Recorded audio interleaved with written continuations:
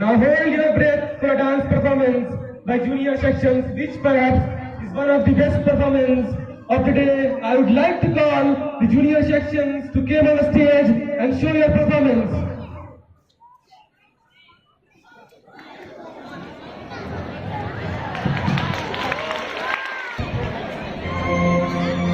वो बच्चे दुनिया में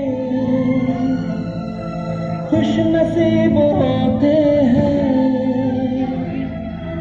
जो मम्मी डैडी